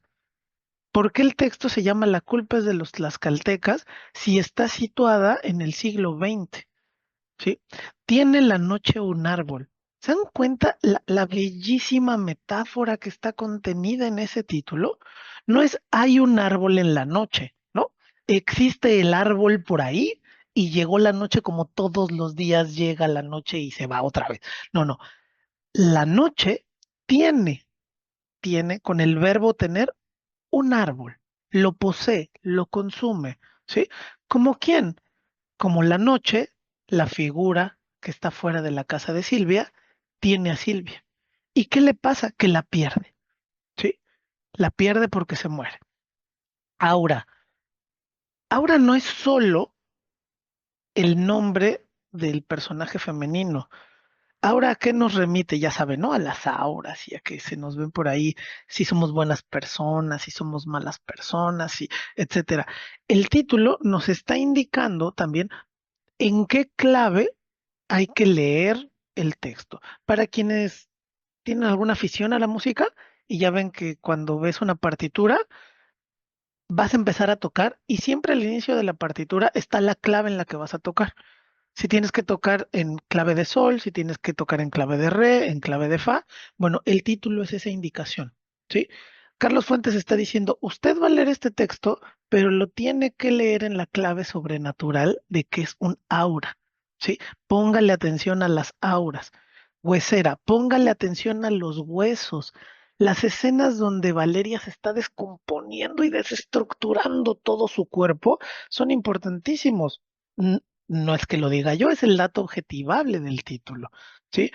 Eh, por la autopista del sur, yo decía, ay, ese título está bien chafa, pero Víctor me hizo una nota muy, muy importante que es todo lo que ocurre por la autopista del sur cuando se detienen estos autos y tenemos entonces una construcción de una sociedad nueva, ¿sí? Entonces, esa es la nota. ¿Cuál es el sur? ¿El sur de dónde? Pues el sur es Argentina, obviamente, ¿sí? El sur es Argentina, el sur de Francia, todos los sures globales que siempre han estado supeditados al norte, ¿sí? Y que tienen un problema. El sur de Italia no es lo mismo que el norte de Italia. El sur de Francia, el sur de España no viven en el mismo mundo que el norte de España y el norte de Francia. Son mundos distintos. Entonces, la idea de la autopista del sur es espectacular. Bien, en Tiene la noche un árbol, hay un hipotexto que se llama epígrafe. Este en particular se llama epígrafe. ¿Y a dónde nos está refiriendo? Dice, tiene la noche un árbol con frutos de ámbar, puntos suspensivos. ¿A dónde nos remite este epígrafe? Este epígrafe nos remite al poema Poesía sin fin de José Gorostiza. ¿Sí? ¿Qué está haciendo? ¿Cuál es la operación? Guadalupe Dueñas escribe, tiene la noche un árbol. Ese ya es un texto, o sea, ya es una metáfora maravillosa por sí misma y lo utiliza para guiar nuestra lectura. Si yo quiero comprender las distintas dimensiones del texto, tengo que acudir a donde me indica ese epígrafe. Entonces voy a Poesía sin fin, busco la estrofa, canto 6 de Poesía sin fin. Tiene la noche un árbol con frutos de ámbar, tiene una tez la tierra, tiene una tez, un color de piel la tierra, ay, de esmeraldas. El tesón de la sangre anda de rojo, anda de añil el sueño, la dicha de oro. Tiene el amor feroces galgos morados, pero también sus mieses, también sus pájaros. Ay, pero el agua, ay, si no luce a nada. Entonces, si yo me pierdo esa estrofa, entonces me pierdo la historia de amor entre el fulano de afuera y Silvia, ¿sí? Entonces, yo ya fui, yo ya acudí al epígrafe y hice mi chamba que me pidió la autora que hiciera, voy, reviso el epígrafe y digo, ah, claro, la llave aquí es que es una historia de amor, ¿sí? Esa es la clave. ¿Entre quién y quién? ¿Quién sabe? ¿No? Un hombre que claramente no es bienvenido en la casa, un hombre que por las costumbres de los 50 no puede ingresar, está parado afuera en la calle y el hijo chismoso de una de las damas de la casa va y le acusa con la mamá, y ve un señor allá afuera esperando a la señorita Silvia acá y ese chamaco, pa, ¿no? Y entonces se muere la señorita Silvia y todos nos quedamos sin la señorita Silvia. Vean la importancia del árbol Silvia cuando dice en el momento en el que ella fallece, dice, se los leo, para que sea un dato objetivable. Un hondo repique pone de luto la madrugada. ¿Ya? Pone de luto la madrugada. Ruedan murmullos negros, o sea, igual enlutados, por las calles y las horas. Es gente caminando vestida de negro. Ruedan murmullos negros por las calles y las horas, que están todo el día ahí. Los molinos y las tiendas suspenden sus quehaceres. Imagínense lo importante que es Silvia, que se cerró el molino, se cerraron las tiendas. Ni los jóvenes ni los viejos admiten la noticia infortunada. Dos puntos. Entre su desdicha y el amo, entre la desdicha de los jóvenes y los viejos, y el amo, siempre estuvo el corazón suave de Silvia. Ella inclinó hacia los pobres el orden y la ley. Al morir Silvia, cuando en la noche captura este árbol y nos despoja de ese árbol, se nos destruye la vida a todos. A los que trabajan en la tienda, a los que trabajan en el molino, la servidumbre y por supuesto el amante. ¿Sí? Entonces hay como 4 o 5 capas, como 4 o 5 dimensiones en un texto de que son 3 paginitas, ¿no? De no sé si más de 15 párrafos, que nos ayudan a entretejer el discurso, como decía muy bien Lupita y decía Víctor, de cómo se comunica la literatura con la literatura. Tiene la noche un árbol, es un ejemplo perfecto de eso. Guadalupe Dueñas está conversando con José Gorostiza, ¿sí?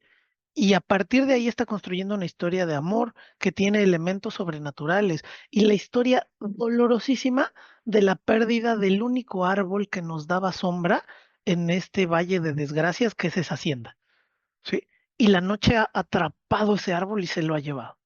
¿No? Entonces, estos hipotextos, estas referencias extra, no las consideren, déjenme decirlo del otro lado, consideren que el texto comienza siempre por el título y lo que van a leer, los epígrafes, ¿sí?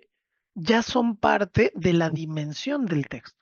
Un prólogo no es parte de la dimensión del texto, una introducción no es parte de la dimensión del texto, pero a partir de que dice capítulo 1, la muerte, ya tenemos la indicación lectora, ¿sí?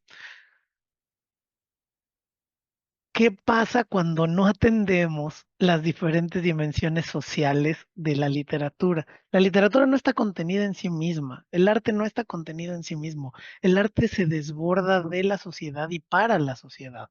¿Qué pasa cuando no lo hacemos? Les voy a recordar una anécdota para que ustedes seguro la vivieron, solo para que vean qué pasa si renunciamos al análisis crítico de alguno de los elementos multidimensionales de una obra. En 2000 entra el presidente Vicente Fox y todo mundo ya cantamos victoria que la democracia había llegado al país, ¿no? 3 horitos después, vean dónde estamos, ¿no? Pero entre el 2000 y el 2006, Vicente Fox y toda la gente tenía mucha emoción de que por fin se había ido el PRI. Y pone un secretario de gobernación que se apellida Abascal, creo que era Santiago Abascal, o Carlos Abascal, creo que era Carlos Abascal, su secretario de gobernación, ¿sí? Para ese momento, en las escuelas secundarias se lee aura de forma regular, ¿sí? Como parte del programa de la secundaria, se lee aura, ¿no? En un rebote social, aura va a dar en una tarea de una muchachita de secundaria, como cualquier muchacho de secundaria, y el papá, que es de la extrema derecha mexicana, pega el grito en el cielo. ¿Cómo están leyendo de misas negras? ¿Y cómo están leyendo de sexo en el aula? ¿Y cómo están leyendo de brujas y de, ¿no? El problema es que ese papá es el secretario de Gobernación. Y entonces se le ocurre censurar el libro de Carlos Fuentes. Imagínense ustedes, Carlos Fuentes, uno de los autores más inocuos para la política mexicana, más al servicio del Estado mexicano, embajador, hijo de embajadores, ideológicamente alineado al PRI toda su vida, resulta que es un peligro para la sociedad porque uno de sus textos se lee en la secundaria. Esto es de una ridiculez exorbitante, hay una discusión pública. Pero lo que quiero que noten es, Abascal se pierde la lectura crítica del problema de género, del problema religioso, del problema de lo supernatural, de lo sobrenatural, del problema de caminar por el centro, del problema del análisis técnico de una obra literaria. Y como se pierde de todo eso, entonces sale a rebuznar diciendo una sarta de disparates, ¿no? En el que obviamente, pues después la gente que sí ha leído más libros que él, pues le dicen, no señor, este no es un texto pornográfico, ahí le va de todo lo que se trata ahora. Y se lo explican y él, pues, más bien se tiene que retractar y ya está, ¿sí? Entonces, eso es lo que les quiero decir, cuidado, porque una obra es como es. Decía Samuel Beckett cuando tiene una obra interesantísima que se llama Esperando a Godot, ¿sí? Y entonces le decían, oye, es que Esperando a Godot, lo único que pasa en la obra es que esperamos a Godot, ¿eh? Tanto los personajes como nosotros, no pasa más nada, ¿no? Estamos esperando a Godot y Godot nunca llega. Y cuando le preguntan a Samuel Beckett, dice, oye, es que aquí esperando a God, o seguro tú querías decir esperando a Dios, ¿verdad? Que los personajes están esperando a Dios. Y Samuel Beckett le dice, ¿y yo qué sé? Si yo supiera, o sea, si yo hubiera querido decir esperando a Dios, yo hubiera dicho esperando a Dios. La obra es lo que es, usted vaya, léala y usted entienda lo que tenga que entender. Yo ya le escribí, ¿no? Entonces, ojo, a eso me refiero. Ustedes revisen una obra, pero si pueden, si les apetece, observen sus múltiples dimensiones. Ahorita con Aura, le paso la palabra a Víctor, pero cuando él me la devuelva, yo quiero hablar de un detalle técnico espectacular que no sé si notaron en Aura, que no vimos en ningún otro lugar. Es un problema lingüístico, es un problema gramatical que en ninguno de los textos que hemos visto en estos meses y tampoco con las personas que tuvimos otros cursos, no hemos visto ese recurso nunca. Ese sí es un recurso único, no quiero decir de Carlos Fuentes, hay otros, pero digamos es el más famoso en México. ¿Alguien notó qué Ya recurso di, me estoy refiriendo? Está escrito en segunda persona. Todos los textos que hemos leído están escritos o en primera persona. Yo vi, yo me pasó esto, yo fui a este lugar, yo vi cuando llegó, yo sentí la presencia, ¿sí? En primera persona o en tercera persona. Estaba ahí Víctor observando con sus ojos juiciosos a Mauricio mientras terminaban el curso, ¿no? Sí, o primera o tercera persona. La literatura está escrita mayoritariamente en primera o en tercera persona. Aura tiene esta deliciosidad técnica de estar escrita en segunda persona y no votar nunca al lector. El problema cuando tú escribes en segunda persona es que siempre que te digo, tú hiciste esto, luego fuiste a este lugar, luego llegaste a este sitio, luego tal, hay un momento en que el lector se desconecta porque dice, no soy yo, esto no me está pasando a mí y como que se corta el efecto, ¿no? Pero en Aura jamás se corta el efecto. Siempre me siento que sí estoy haciendo eso. Tú lees el periódico, ah, sí, cierto, sí lo leí, ¿no? Tú entras a la casa, ah, sí, y tú ves al gato, ah, sí, cierto, sí vi al gato, ¿no? Entonces, ese es un detalle técnico que me gustaría explorar ahora un poco más. Víctor, adelante. Gracias, Mauricio. Bueno, todo aura está contenido en el tercer párrafo de La Bruja de Jules Michelet. Es decir, el epígrafe del que hablaba Mauricio es una pista en verdad invaluable un poco para ir después al texto a leerlo como uno quiera, pues en ese sentido. Dice, es un parrafito de 5 líneas, me atrevo a leerlo muy rápido. Dice Jules Michelet, y así está el epígrafe de Carlos Fuentes de Aura. Difiere un poco la traducción por los términos, pero en realidad está muy apegada. Dice, el hombre caza y combate. La mujer piensa e imagina, engendra a los sueños y a los dioses. Ciertos días se vuelve evidente, roza el infinito del deseo y del sueño. Para contar mejor el tiempo observa el cielo, sin perder su interés por la tierra. Cuando joven y hermosa contempla las flores amorosas y las conoce muy bien. Más tarde, ya mujer, las utiliza para curar a aquellos que ama. Ese tercer párrafo de La Bruja de Michelet es aura completamente. Es toda la idea de la transformación del jardín, del uso de la bruja como un agente que maneja las hierbas, las pócimas, estas cuestiones de las que el mismo Fuentes nos habla cuando Felipe Montero está dentro de la casa y describe el beleño, la dulcamara, el gordolobo, el ebónimo, la belladona, es decir, está ahí un poco esta parte del epígrafe de Carlos Fuentes en este párrafo de Georges Michelet y nos va llevando un poco ya desde este momento en el sentido, pues, de esa escena final, cuando Carlos Fuentes está con Aura en la cama, pero no tiene a la Aura joven, tiene a la Aura probablemente de 109 años.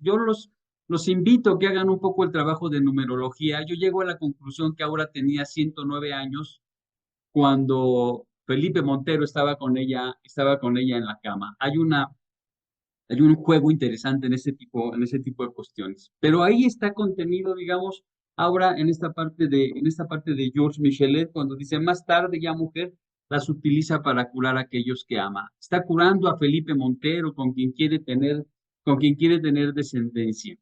Hay otra cuestión que hace rato mencionaron y no quiero pasar por alto, un poco considerando el tiempo que queda, que hay una obsesión en estas lecturas que podemos hacer de las obras.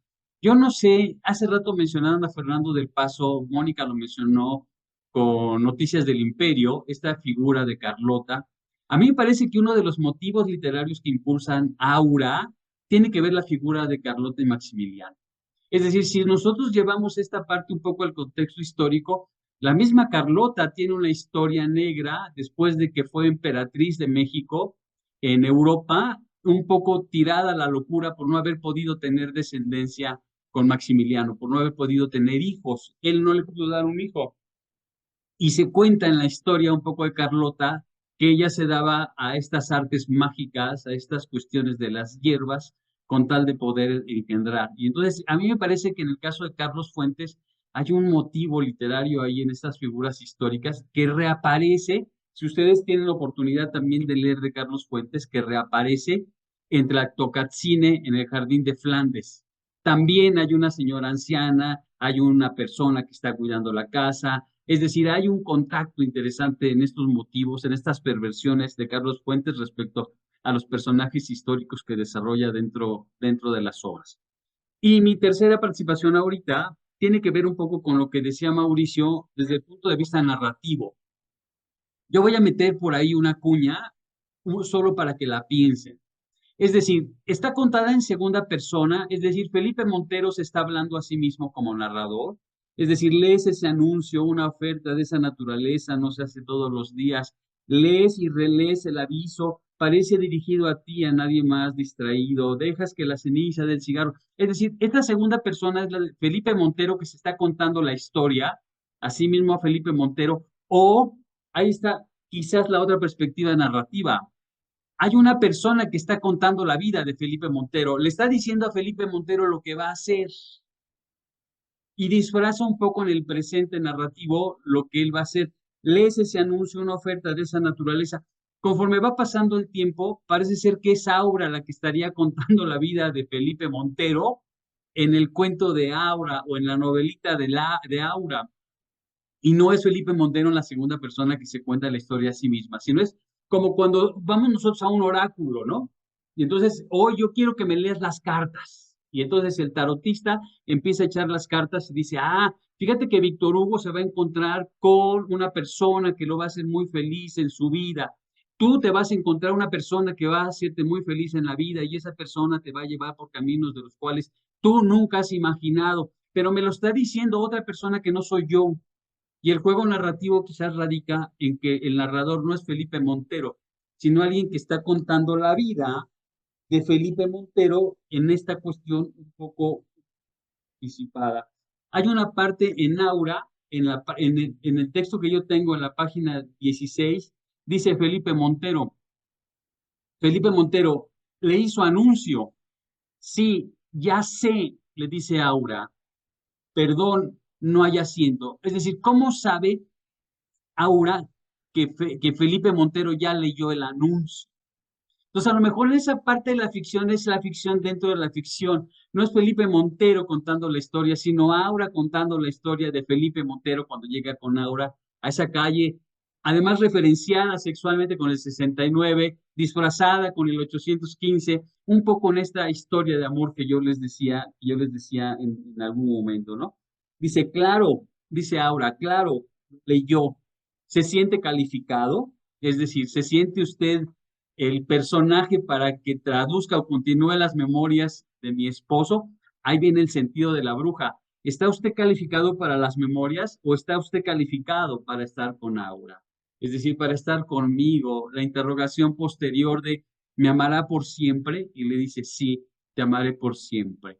Y entonces ahí viene un poco este asunto del juego narrativo y de todo lo que pues el narrador va a desarrollar en la historia, ¿no? Entonces, por ahí quería dejar ese comentario, un poco esa cuña desde el punto de vista narrativo, del cual Mauricio ya nos había de alguna manera como adelantado algo.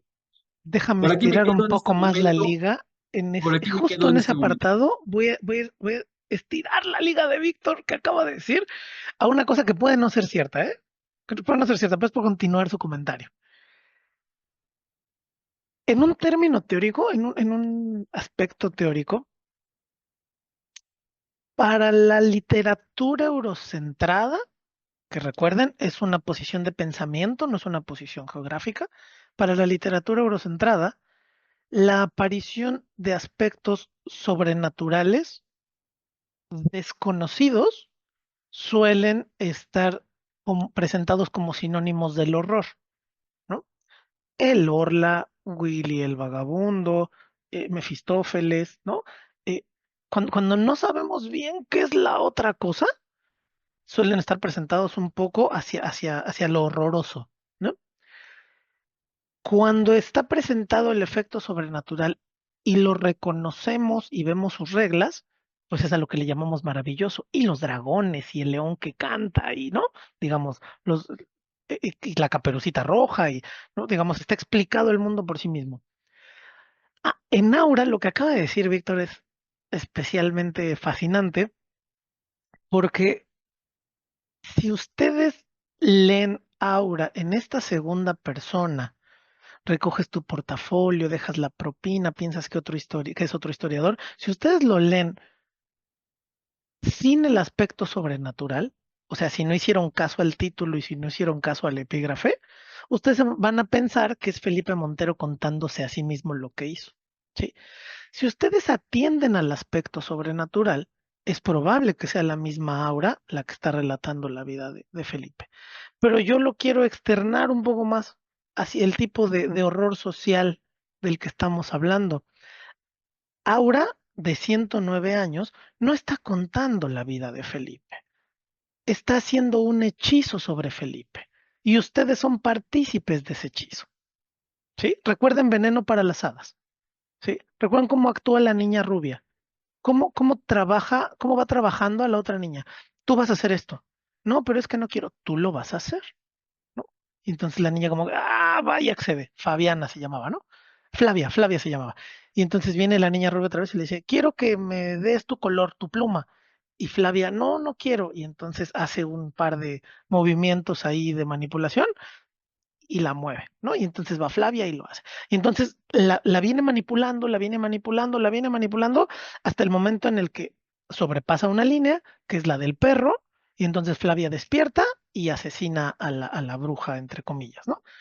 Pero la transformación que hay al inicio en Veneno para las Hadas es una secuencia como de 3 minutos, es larguísima y muy bella, porque se ve cómo se va transformando la niña en la bruja, ¿sí? Poco a poco. Y la escena final de Veneno para las Hadas, cuando prende el fuego Flavia para matar a la bruja, la sombra se ve la de la bruja, ¿sí? Luego pensar que esa es la realidad, quién sabe, ¿no? A lo mejor es la imaginación de Flavia, ¿sí? Pero todo este tiempo la ha manipulado. Como en este caso en Aura, piensen, solo por jugar, esto es un juego, esto no es un hecho, es un juego, piensen que esto, la segunda persona del singular, cuando utilizas verbos en segunda persona del singular, estamos hablando de un imperativo. ¿Sí? Recoge tus cosas, lava los trastes, baña al perro, sirve la comida, límpiate los dientes. La segunda persona del singular atiende al imperativo. Entonces, todo el relato de Aura puede ser la misma Aura en una voz imperativa sobre Felipe Montero o sobre el desdoblamiento de su esposo, ¿no? Lees el anuncio. ¿Qué tal que no lo estaba leyendo, no? Entonces, las mismas palabras de lees el anuncio me provocan a mí, lector, leer el anuncio junto con Felipe Montero. Una oferta solo falta tu nombre, solo falta que las letras más negras y llamativas del aviso informen Felipe Montero. Se solicita este becario de la Sorbona, acuda en persona, no hay teléfono, eso dice el anuncio, recoges tu portafolio y dejas la propina. ¿Qué tal que no es una narración? ¿Qué tal que es una secuencia de órdenes para llegar a la casa y comenzar el ciclo de nueva cuenta? ¿No? Porque efectivamente el final de ahora nos da la total posibilidad de empezar el relato de nuevo. Adelante, amigo. Nada más decir un poco que en esta cuestión de la segunda persona gramatical puede ser un imperativo, pero se me antoja más desde el punto de vista de la narrativa de Aura como una petición. Es decir, decirle a la gente, pásame la sal, en realidad no es ordenarle que te dé la sal. Es decir, no necesariamente es un imperativo, sino la segunda persona también es una petición. Y entonces, desde el punto de vista de cómo se va desarrollando Aura, es la ilusión de Aura por tener a este amor que se repite en el tiempo de Felipe Montero. Entonces, lees ese anuncio, no es la orden de vas a leer ese anuncio, sino lees ese anuncio un poco en el sentido de que como si fuera lo deseable. Ahora, en esta cuestión también de Aura, hay otro elemento interesante que tiene que ver con la posibilidad de los tiempos cíclicos. Es decir, Aura es una mujer que según yo, salvo sus mejores cuentas en la lectura de la novela, ahora tiene 109 años, pero Felipe Montero es una especie como de metempsicosis o reencarnación del general Llorente. Es un poco lo que pasa en la película del Resplandor, cuando en la película de Kubrick el personaje se descubre en esta fotografía de hace muchas décadas retratado. Y lo mismo le pasa lo mismo le pasa a Felipe Montero. Él descubre que ahora es esta joven que se casa a los 15 años con el coronel que se casa, no recuerdo ahorita en qué año, que se casa y descubre que el coronel es él.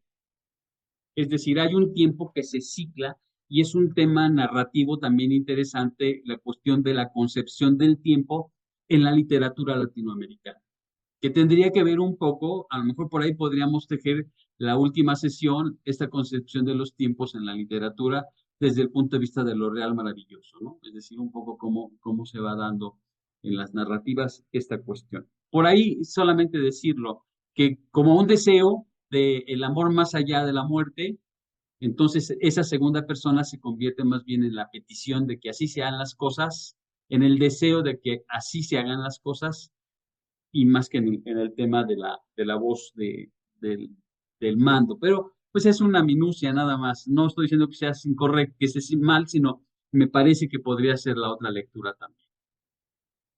Sí, perfecto. Yo lo que les digo, el dato objetivable es que está en segunda persona. Y luego, ¿cómo lo reciben ustedes? ¿Cómo lo interpretan? ¿Qué cosas quieren producir ahí para ustedes mismos, mismas? Me parece fantástico. Yo, de hecho, les invitaría a seguir el consejo de Víctor y luego seguir otro camino y luego otro camino. Les puse ahí en el WhatsApp, les puse cómo opera la segunda persona del singular en español, para que vean que con ese dato objetivable hay 3 o 4 posibilidades de lectura de aura, ¿no? Como si fueran órdenes, como si fueran sugerencias, como si fueran peticiones, por la manera en que está conjugado el documento. Entonces, vale la pena echarse un clavado en este y en cualquier otro documento y observar esos datos objetivables bajo distintos puntos de vista. Entonces, pues sí, eso. La, la otra parte también, la otra invitación a la lectura de Aura, que a mí me parece una de las partes más significativas, es que Aura se disfruta desde el punto de vista descriptivo de la obra. Si nos atenemos un poco al tema de los diálogos entre Felipe Montero y Consuelo Llorente y la propia Aura, digamos, en este desdoblamiento entre estas dos mujeres, entre Consuelo y Aura, que para mí sería un personaje doble, me parece que la parte riquísima de la novela tiene que ver con la forma en la que se describe absolutamente todo. Los ojos de Aura, el vestido de Aura, la forma que tiene Consuelo, las recámaras, las escaleras, este asunto de suba usted de 13 pasos y suba 22 escaleras y luego de vuelta a la derecha y se encuentra con una especie como de pasillito donde hay hierbas, pero no es un jardín, donde La oye gatos, pero quintesencia no, de la donde superstición, ¿no? donde hay gatos pero no hay gatos, donde él oye maullidos, donde ve a Aura cómo está en la cocina como degollando una especie de macho cabrío y luego llega a la recámara de Consuelo y ve que Consuelo está repitiendo la misma acción de Aura. La parte no está en el diálogo es súper parco. Me parece que los diálogos en Aura se agotarían creo que en 2 páginas o 3, pero toda la construcción de la novela me parece que tiene que ver con este asunto descriptivo del ambiente, una especie pues que nos invita a disfrutar el texto. Yo en este caso les diría, nos invita a disfrutar el texto leído, donde los ojos puedan reparar y pararse en estas líneas de descripción de los personajes. Pues un poco por aquí sería mi comentario para hoy. Estamos por cerrar, estamos en la penúltima sesión. Ojalá tengamos la posibilidad de reunirnos todos para la última. Nos queda la del día 30, que es el siguiente sábado. Y bueno, deseo en verdad de corazón que Ada esté cursando un tema de su cirugía de la mejor manera posible y que, bueno, pues la siguiente sesión estemos todos por acá listos para cerrar y que se haya cumplido el objetivo. ¿Hay algún comentario que alguien quiera hacer? Estimado Jesús, veo que abriste tu cámara, está apagado tu micrófono.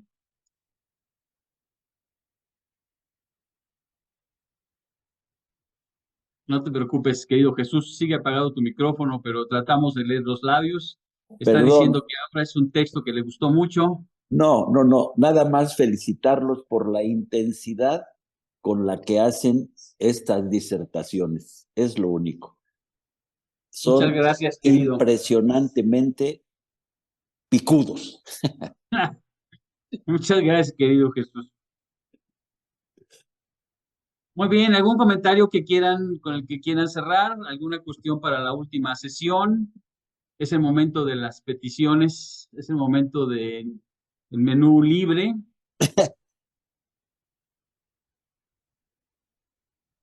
Bueno, pues, estimado Mauricio, creo que podemos. Adelante, alguien abrió por ahí el micrófono.